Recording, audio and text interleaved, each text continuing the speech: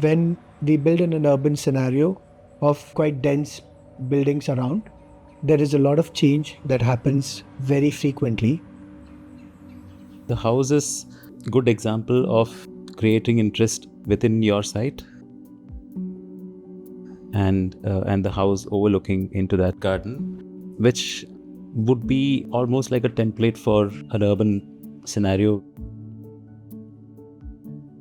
We have tried to respond to the context, quite dense buildings around.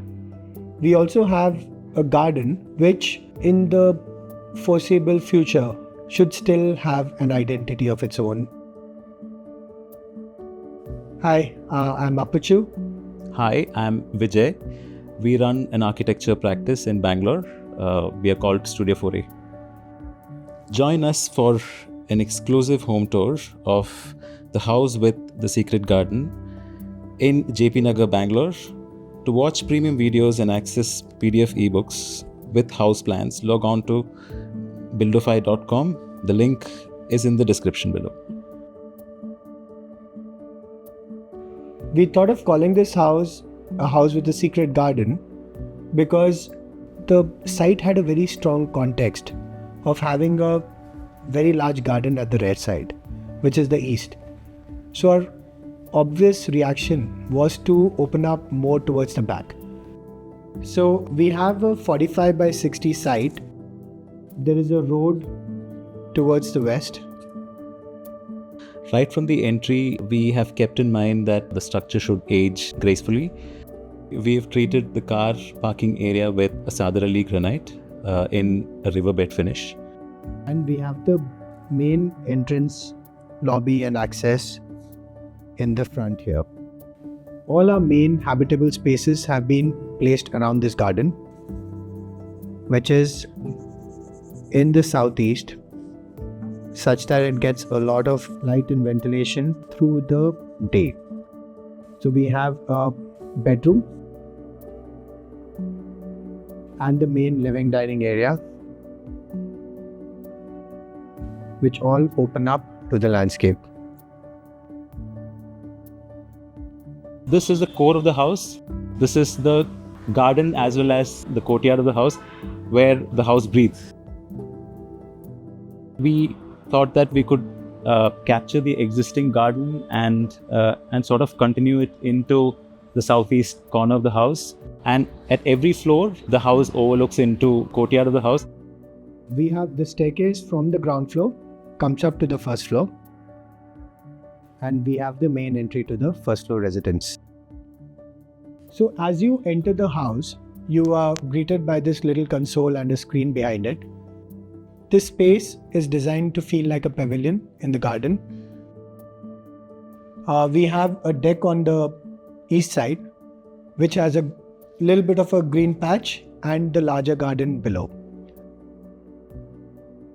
We wanted to do a cement oxide finish in the roof of the living room that breaks from the starkness of the paint, and I think it complements and brings the room together very well. The powder room is tucked under the stairs, and the kitchen also comes again towards the north. The puja opens up to the dining, and we have a small guest bedroom on this level. Once we come up from the internal staircase to the second floor, we open up into a family room and a small study in the corner of the family room. There is the master bedroom. In spite of being located in the southwest, gets the nice early morning sun from the east. The other bedroom, which is the daughter's bedroom, also opens up both towards the garden as well as towards the east.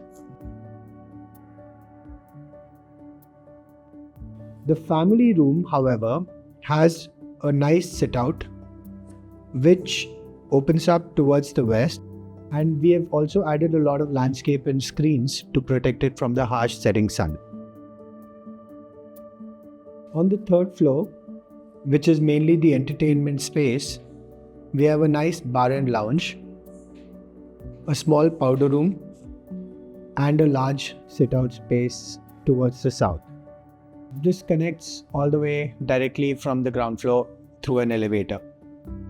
We've also consciously pushed the sit-out a little to the back so that it overlooks the sit-out on the first floor as well as the garden below. So it gives you that expanse of space as we move up.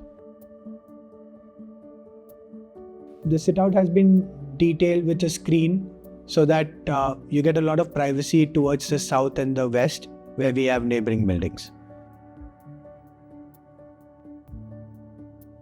In the bar, we've used a polished cotta, and for the outdoor area, we've used a leather finish of the same stone. For the final floor, we've also done something called an underdeck insulation. So that cuts down major amount of the heat that comes from the roof slab. So by placing the services towards the northwest, you're also insulating the house from the harsh summer sun. The client was very clear about their brief in terms of the requirements. They were also relatively clear about the aesthetic preferences that they have. However, they also did understand the role of an architect and what we had to bring to the table, which is stuff like having a nice brightly lit house, having good ventilation, and overall the interpretation of their aesthetic requirement was left to us. I think that always leads to a successful project where the client trusts the architect.